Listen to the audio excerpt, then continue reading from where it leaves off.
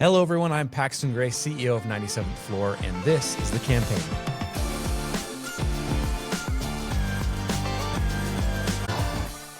Thank you for joining us today for another episode of The Campaign, where we talk with marketing leaders about better knowing your audience, innovating beyond best practice, and converting visitors into customers. The Campaign is produced by 97th Floor, a digital marketing agency designed to build world-class organic and paid channel strategies for mid-level and enterprise organizations. You can find past episodes of The Campaign on YouTube, iTunes, Spotify, and at 97thfloor.com. Today's guest is Sterling Snow. Sterling is the CEO and co-founder of Redo, a customer experience platform for online brands. He's also a member of Utah's oldest and largest early-stage venture firm, Pellion Venture Partners. Sterling has led revenue teams at Bill and Divvy and previously directed marketing and sales at LogMeIn. In this episode, we're going to talk with him about those early startup days when you're trying to find the channel that will launch your company's growth. Sterling's going to be talking to us about the time that he created an entirely new channel at Bill, and he'll be sharing more about how to develop contrarian thinking that leads to the most effective marketing. Let's get into it. Sterling, thank you so much for joining us today. We're excited to have you on. Thanks for having me. It's going to be fun. All right, Sterling, your reputation goes far and wide in the marketing space, and I'd love to dig into your brain a little bit and learn about how you tackle certain issues. And I think one area that I think would be great to start on is the early stage, like the real scrappy phase for startups. There's a lot of startups trying to make it right now. And the biggest bottleneck for a lot of them is the marketing side. So you've talked about on some other interviews about what you call the haystack phase. Can you describe what that looks like and the mentality there? Yeah, it is a fun question. It's a fun one to keep learning about as you go through your journey. See it like multiple times, add some learnings. But like the haystack phase is where you're looking for a needle. Like you don't know what's going to work, and there's basically this haystack of different things that like you've heard about or read about or think you should try, and you're searching for your needle.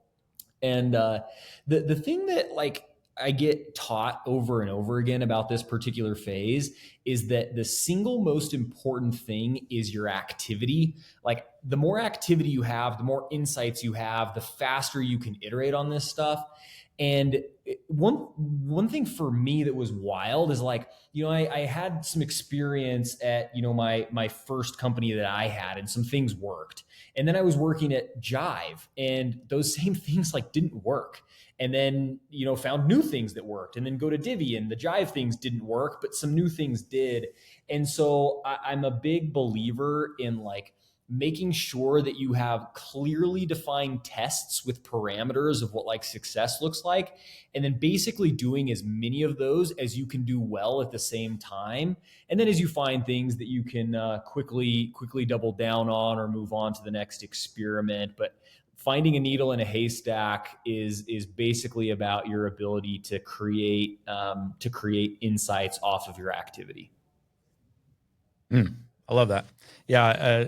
A lot of marketers have this debate around where good ideas should come from. There's on one end of the spectrum, it's like, hey, great ideas come from your gut. Like they don't come from anywhere else. Others, like great ideas come from analytics. You need measurement, attribution, and otherwise you're taking random risks. Tell me, in the early stage, do you feel like that's even a debate worth having, or it sounds like it doesn't matter where it comes from, just get the ideas out and test them?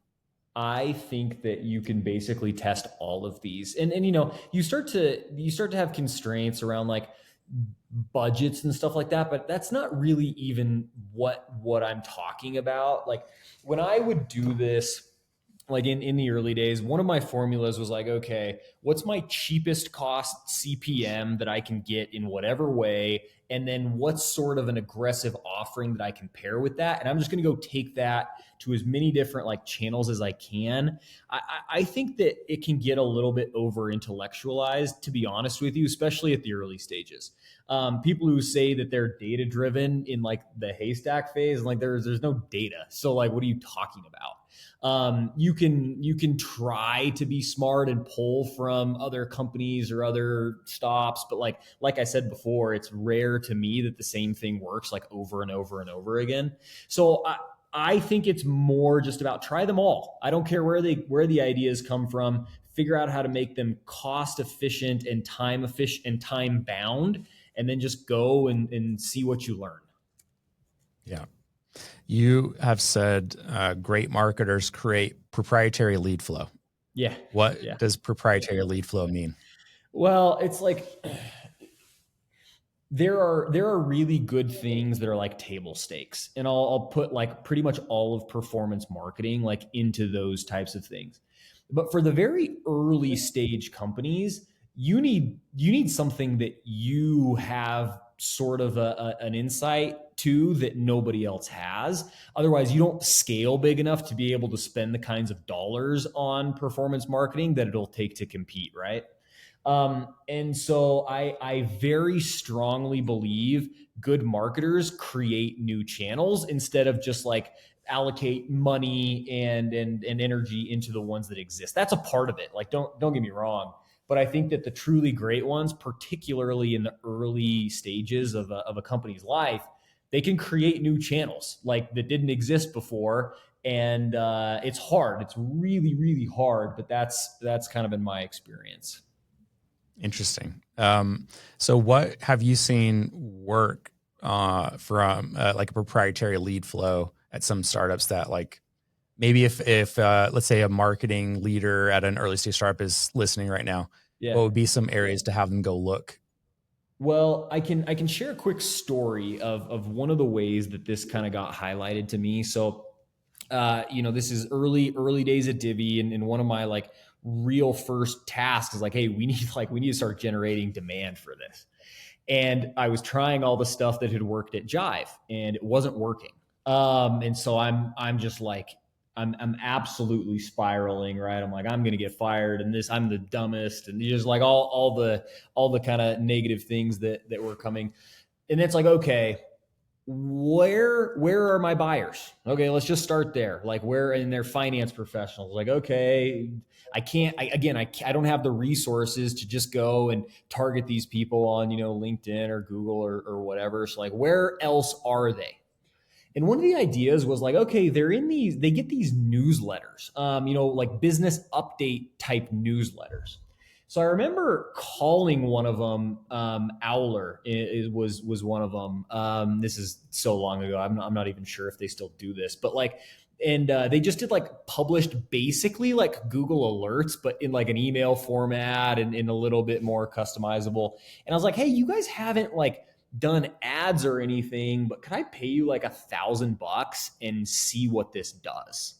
And they were like, well, sure. Like, we'd love to see if we have, a viable channel here. And so, we wrote up a thing that got sent out. And I mean, just like very, very quickly, we were getting like hundreds of demo requests. And it's like that channel is like an now it's very common. Like everybody did that very shortly thereafter because I went and I exploited it. We took it to Morning Brew and The Hustle. And like this, again, this was before most of them had like ad offerings. Oftentimes we were the very first and we would show up and say, hey, we want to do this. And not all of them worked the same. Ironically, like one that we did with the New York Times was terrible, but a lot of them were excellent. And that was like our number one channel for multiple years. And so like that's an example to me of creating a new channel. And then everybody finds it and you got to go find the next one. But that's sort of an easy story that I would use to highlight the principle. I love that. Yeah, I think something that I've always preached is great marketing will never work again for another company at a different time. It only works right now for this audience and this company. Which means like what everyone wants is to be told. They want to be given a list, like go do this. But what you're talking about is, where we're going, there is no list. You have to make this up. So what, like, I think one of the things holding people back from that is, well, I don't know how to buy ads on a newsletter. I mean, now that's easy. It's the path is well trodden. So what do you find helps from a mentality, or maybe actually more helpful is if you're a leader building a marketing team, how do you hire those kinds of people that have that willingness to go pave a road that hasn't been paved before? Yeah, I think there's a real temptation to your point. Like everyone kind of just wants to be told what to do. Like, where do I spend this money to get this return? And everybody's kind of looking for that sense of certainty. I think the first thing is just to sort of disabuse yourself of that notion. The next thing is you look for people who've kind of done this, whether they knew what they were doing or not, but you look for this in like an interview process. I was interviewing a candidate a couple weeks ago who, they had a lawn mowing business, which is not uncommon. Bunches of people did. But what he did that was very different, he created his own channel, is he went and actually like said to, he had 10 clients that he was mowing their lawn. He said, hey, if you go post in these different community forums, I'll do your lawn for free for this month or whatever. And so he like 5x'd basically overnight his demand for this little lawn care business that he had when he was 14 years old. And if you can find people who their brains just sort of think like that, they're a little more hacker, a little bit more artist, a little bit more mad scientist, and usually you'll see examples of that like over people's lives. But that's sort of what I look for, is those like guerrilla kind of tactics. Because everybody, we've gotten good. There are people who are very good at spending money in performance channels, and that's great. You should have them. I just don't think they should be your first hire when you're still trying to figure out everything else about your business. Yeah. Yeah. The desire for structure. Yep. It's just not there in the early days. I love that. Yep. I want to shift gears a little bit to talk about marketing tactics moving forward. A lot's changing in the space. AI is changing a lot. A lot of the plays that used to work 5 years, 10 years ago, they just don't work anymore for lots of different reasons.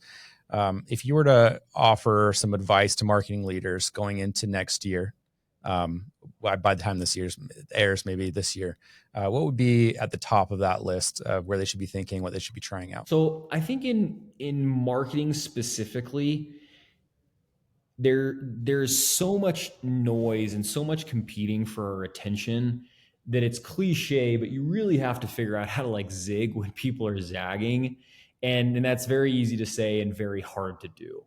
And so truthfully, like I think about, everyone's going to have to figure out AI search and AEO and all that stuff, and you got to figure it out.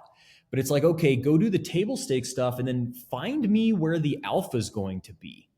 And like I think that some of the more human level, high touch kind of things are going to be some of that zigging where people are zagging. I think about like how ABM was, 5-10 years ago. I think some of that stuff's going to really come back, targeted accounts, stuff like that, because the whole like the spray and pray of ads and stuff is going to continually diminish. So I don't know that I have like perfect answers, but it's like you will only have a chance at finding alpha if you're doing things that other people aren't doing. And I think that those are going to maybe look a little more human than they have for the past 10 years, just because of how efficient AI and AI search is going to make the market. Right. Let's talk about that human-centered approach. So Redo is doing a lot on the one-to-one kind of personalization side. Yeah. Tell me about the thesis of Redo as it pertains to that one-to-one. Yeah. So our whole thing is we build software tools to connect like brands and shoppers. Okay. We started with returns, and then we did email and SMS and order tracking, just all these different sort of digital connection points between shoppers and brands. Well, really, like the prize there is the data set. Okay. So it's this unique, what we call shopper record of like, who is Pax? Well, I know his sizes and I know his preferences, but I also know he opens his promotional emails on Saturday afternoons. And I know that, he actually returns things all the time. So he's actually like a lower LTV customer. So how does a brand treat Pax as Pax and Sterling as Sterling, and not people as like segments middle-aged dudes in Utah, right? Like how do we do things that convert at a higher level? So it's a data thing for us that allows for a higher degree of personalization, which I do think is kind of the promise of AI done well. So anyway, that's kind of how we think about it, and then we're able to better drive whatever type of interaction a brand or a shopper are looking for. Higher exchange rates, better converting emails and text messages, bigger cart sizes, all that kind of stuff. Do you see yourself ever growing that into the B2B side, or do you intend for that to stay strictly B2C? No, I think there's interesting stuff in B2B. I really do. I think that to me is where, so AI sort of gives us an infinite scalability that we haven't had before. I think that's most applicable to B2C. Not that it's not applicable to B2B, but there's something there. And I think that the answer is like one day I think you can start to take that stuff outside of it, but I think we got a lot of wood to chop on B2C first. Yeah. This isn't like a paid sponsorship or anything, but I am interested to know what kind of results are people saying on the one-to-one side. Cause I think personalization can go off the rails too. Like I get so many emails that talk about the stairs south of campus at BYU. It's like, okay, I know I went to BYU. I know he knows about those stairs. Let me say something. It's like, and it like that kind of stuff doesn't work, but it sounds like what you're doing is much more sophisticated than just like connecting those single two dots. Tell me about the results people are seeing. I do think that stuff is just like people sniff that out so fast. What's unique about us is because we're really very sort of purpose driven. We're like getting you to complete a purchase or manage an exchange or something like that. We don't have to do the weird stuff, which is just like scraping your public profile and then like throwing in some connection point. It's more just about, we know enough to put an attractive offer in front of you that you're going to appreciate, and that's going to do a job for a redo brand. And so you asked about the results, and like honestly, when we have access to all the data, it's like we see things convert between 2 and 3x better, which is like we have brands who call us and they're like, this is making me $30 million more dollars a year. Like, where have you been my whole life? And it's not even that like we reinvented the wheel. It's that we consolidated data that had been in different silos and then put it in a position to be useful. But yeah, it's very different than like the cold outreach you get in B2B, which is like, saw you went to UVU. I love the Wolverines. They have a basketball game this weekend. It's not like that at all. Yeah. Yeah. I'm interested to know, AI is talked about so often in our space, and it's rare when it's talked about and actually provides value. Yep. So it's like, I'm interested to know how you or people at Redo are using AI in marketing in a way that's actually effective or generating something for you. Yeah, there are I feel like tools that I will swear by. We're big fans of Clay. We're big fans of Unify. And I think that there are actual tools out there providing real value. There's no like silver bullet of like, I turned this on and overnight, my whole B2B motion changed. But there are things that are, it just feels like the next iteration. B2B, we used to live in like discovery.org and Zoom Info, and now it feels like we live more in like a Clay type world. But those are some of the tools that I would point to. And then I would also say, like, in B2B, I think there's an opportunity to zig where people are zagging and have more of those human touch points. Because this as a marketer is like, every channel that works ends up getting so saturated that it doesn't work. Sometimes that happens super fast, sometimes that happens slow, but like your inbox is certainly one of them.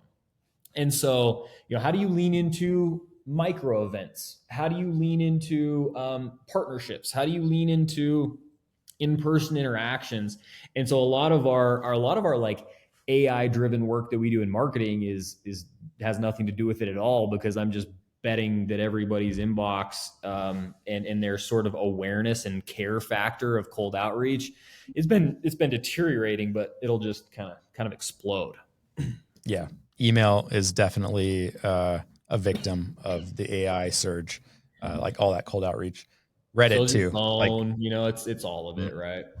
yeah, yeah, for real. So you had this hot take that I'm really interested in learning more about, which is comping marketers on revenue.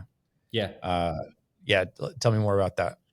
Yeah. So for a long time now, the guiding principle to me has been that everybody sort of gets measured and compensated one level below them in like the funnel, right? So if you think about marketing, sales, implementation, retention, and so everybody's sort of having to care about the one level outside of their control, and it produces a much tighter degree of like collaboration when like my success is now dependent on you. I'm going to spend a bunch of time with you to understand what makes you successful, and that'll in turn make me successful. But yeah, marketing is like, what do we always care about? Is we care about things like, demand gen and ROAS, and we care about these marketing metrics, and that's great that you should. They're important, but the one level deeper is where it gets really interesting, and that's where like these things start to convert to revenue. It's like I don't really want to talk about MQLs or SQLs.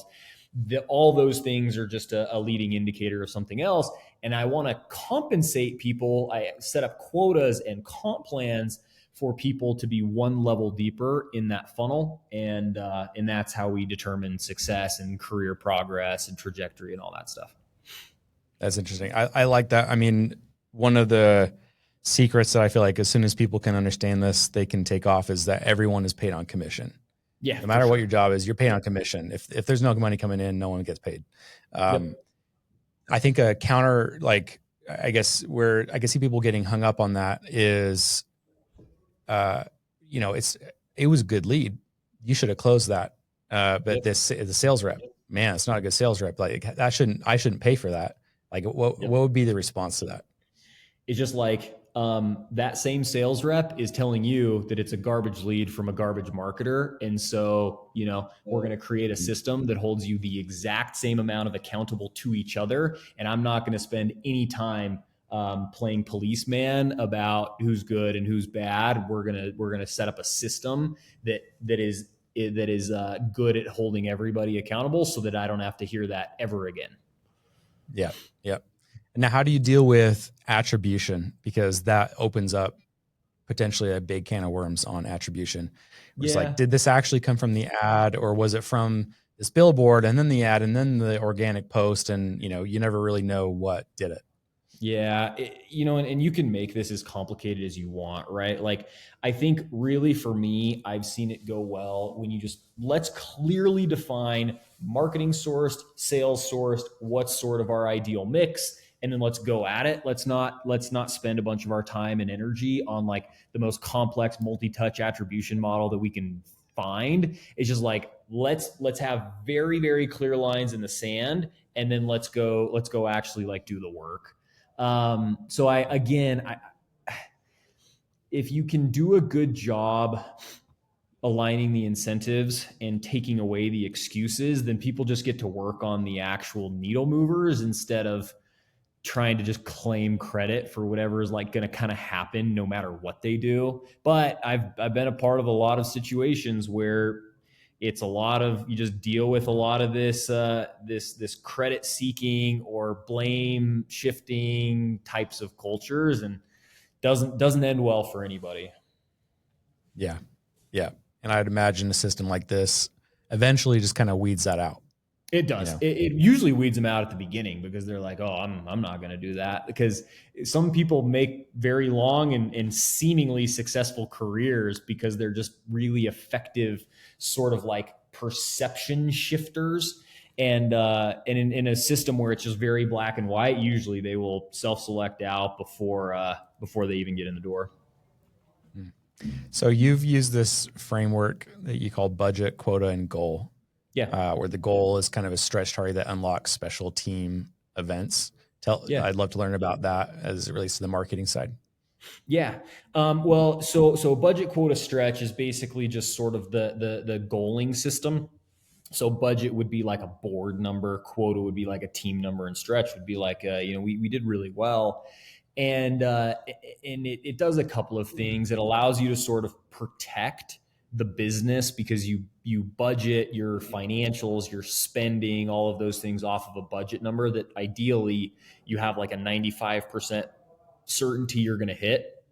But then you're able to push yourself to a more exciting sort of quota number that like would represent a much better and healthier business, but and that would represent a real win, but that you're not leaving anything on the table because people, wins and momentum are a real thing. So you want to be able to knock down some of those milestones, but you don't want to leave anything on the table. So stretch is kind of like that mechanism that allows you to really like empty out the tank, but there's sort of additional rewards, whatever matters to the team, right? Sometimes that's incentives or trips, or sometimes it's comp, or sometimes it's faster promotions. Like that can vary team to team, situation to situation. But yeah, that budget quota stretch has been a very important thing for me in working in these startups for the past 15 years. Yeah, there are maybe a lot of sales teams that have run with something like that, but not a lot of marketing teams. Yeah. I'm curious how you feel the culture of marketing. It seems like you would advocate these are the same team and the culture should be the same. Would you say that's accurate? Yeah, no, I mean, I've always said like we don't have a marketing team and a sales team and a post sales team. We have a revenue team, and we are each responsible for different parts of the relay race, but like you cannot have one be successful without the other. And then you set all those things. And my experience is that really great marketers love it because they sort of shine through, and really bad ones absolutely hate it because again, there's just like nowhere to hide. So I'm a big fan of like publishing and talking about this stuff early and often because it serves to excite the right people and dissuade the wrong people. You've talked about on the SDR side, the cost is going to go through the roof. I'm interested in why you feel like it's going to either become more expensive or why the SDR side is going to shrink. Yeah. So, at every, at Jive and Divvy, heavy SDR motions, kind of that more traditional B2B Utah sales playbook. And then at Redo, like we don't do it at all. We don't have any. The reason being, I think in this day and age, with the efficiency that we need to build, it's like that extra cost, that extra handoff in the customer journey, those two things make it sort of unpalatable. So you're gonna have higher capacity reps doing like full cycle things and very much assisted in a lot of their workflows, and as much automation as you can have there. And then, I think, you're seeing a lot of these tools like OneMind that, we're a customer of continue to get better and better and better. So like anything inbound, I think is highly likely to be mostly automated in the very near future. And so most of what you care about is outbound full cycle. Everything else, I think, is fairly easy at this point to automate away. So you don't see the SDR motion going away, more so that being a dedicated role. That's what you see going away. Yeah, I see that being a technology use, not like a human powered use. I haven't come across OneMind. What does OneMind do? You should go try it. It's quite wild. Basically an AI SDR, an AI SE. It'll do everything. We train it. Like it, by the way, it's very expensive, but when we train it like we would an employee, but then it's sort of infinitely scalable. Flips through the decks, answers the questions, is honestly like phenomenal. And so I think anything that comes that's sort of inbound, that's very much the future. And it's wild. You should go try it. It's a paradigm shifter for sure. What's your, speaking of inbound, like what's your take on the freemium model? And